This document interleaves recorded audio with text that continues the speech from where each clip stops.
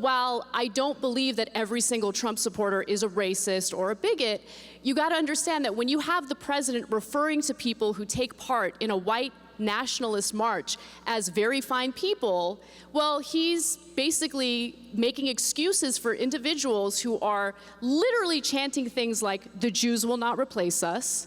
They ran over a counter-protester, Heather Heyer, effectively killing her. And so when you have Trump supporters lining up to defend Trump's rhetoric in cases like that, well then you have to understand why people would draw these types of conclusions. Look, when you are on television and you're saying things about how it's important for us to have as much access to guns as possible so we can defend ourselves against migrants at the border, that's effectively messaging to people we should shoot migrants as they're coming to the border to seek asylum. That's actually taking that out of context. The language, look, and I think you have to understand, and you have walked back your commentary. I give you credit for that, because there are people on the right who will say things that incite violence.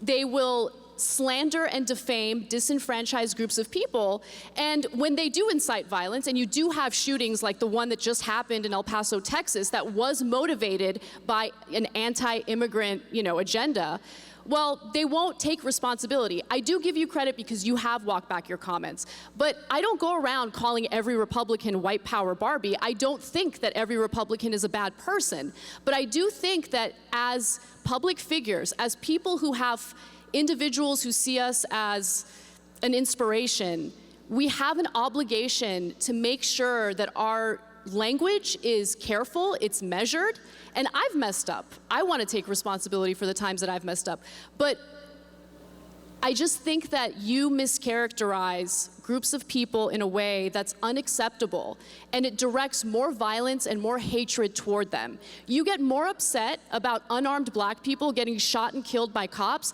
than you do about the actual victims. You support the cops. But why not support 12-year-olds like Tamir Rice? I will always support our law enforcement just simply officers. playing with a toy gun. I've given you a very long time to talk. I've given you a very long time to talk. A couple of things that you said that I want to clear up.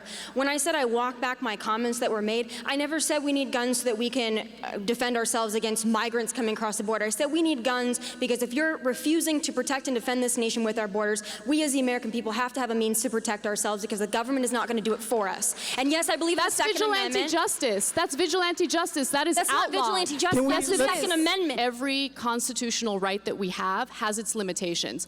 I am supportive of the Second Amendment. However, there are certain loopholes that are helping to send these guns to Central America.